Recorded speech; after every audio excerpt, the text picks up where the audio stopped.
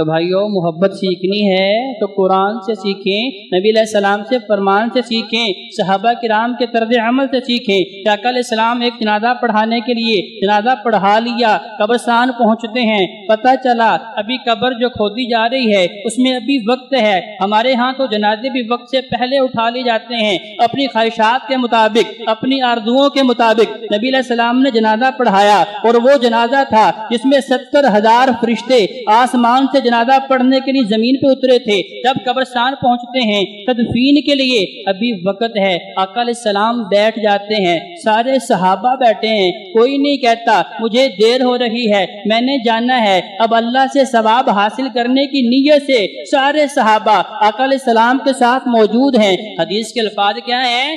صحابہ ایسے ساکن بیٹھتے ہیں جیسے ان کے سروں کے اوپر پرندہ ہے، ابھی ہلے تو وہ پرندہ اڑ جائے گا۔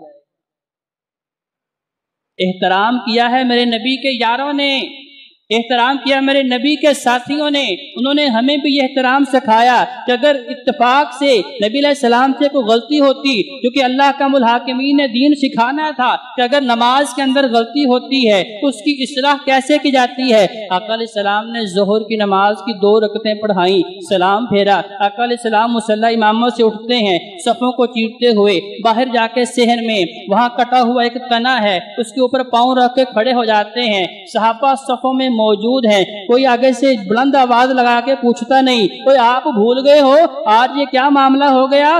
بڑی ادب کے ساتھ احترام کے ساتھ وہیں پہ بیٹھے ہیں، آپس میں بات چیت کرتے ہیں۔ ممکن ہے کہ اللہ نے چونکہ وحی کا زمانہ ہے، اللہ نے نماز 4 رکعتیں کم کر کے 2 کر دی ہوں، کچھ آپس میں مشاورت چل رہی ہے، پھر ایک صحابی کو نامزد کیا کہ تمہارے ساتھ نبی علیہ السلام کا پیار بڑا ہے، جاؤ احترام سے نبی علیہ السلام سے پوچھو کیا ظہر کی نماز آج کے بعد ہم نے 2 رکعتیں پڑھنی ہے یا معاملہ کچھ اور ہے۔ حضرت فرباق ذوالجدین آقا علیہ السلام انہیں کہا کرتے تھے ذوالجدین، ان کے ہاتھ کافی لمبے تھے، آقا علیہ السلام کہا کرتے تھے بڑے ہاتھوں والا۔ اب وہ جا کے بڑے احترام سے پاس کھڑے ہو جاتے ہیں، ابھی زبان سے جو ہے کچھ نہیں بول رہے، آقا علیہ السلام کہتے ہیں فرباق کیا بات ہے، پاس آ کے کھڑے ہو گئے ہیں۔ دیکھیں احترام یہ ہے، آج ہمارے ہاں بھی لوگ مسئلہ پوچھنے آتے ہیں، ایسا مسئلہ پوچھتے ہیں کہ وہ یہ سمجھتے ہیں کہ جب تک ہم عالم دین کی عزت نفس مجروح نہ کر دیں اس وقت تک مسئلہ پوچھنے کا مزہ نہیں آ سکتا۔ نبی علیہ السلام نے فرمایا میرے صحابہ جو تمہارے اندر احترام میرا ہے وہی میرے بعد جو ہے میرے علماء جو ہوں گے، اس دین کے جو پہرہ دار ہوں گے، عام لوگوں کے اندر ان کا بھی وہی عزت و احترام ہوگا۔ کہا جس طرح اللہ نے بنی اسرائیل کے انبیاء کو مقام دیا ہے، اللہ نے میری امت کے علماء کو وہ مقام دیا ہے، لیکن افسوس کہ آج ہمارا ممبر و محراب جو ہے اسے یتیم سمجھا جاتا ہے۔ اب وہ جا کے پوچھتے ہیں رسول اللہ نماز کا کوئی نیا حکم آیا؟ کہا نہیں کوئی حکم نہیں آیا، وہی پرانا حکم ہے کہ ظہر کی 4 رکعتیں ہیں۔ کہا یا رسول اللہ پھر آج آپ نے 2 پڑھائی ہیں۔ نبی علیہ السلام نے ہاتھ پکڑا، مصلی پہ آتے ہیں، سب سے تصدیق کے لیے پوچھتے ہیں یارو یہ فرباق کیا کہتا ہے؟ مجھے تو یوں لگتا ہے کہ میں نے 4 رکعتیں پڑھائی ہیں، لیکن فرباق کہتا ہے آپ نے 2 رکعتیں پڑھائیں۔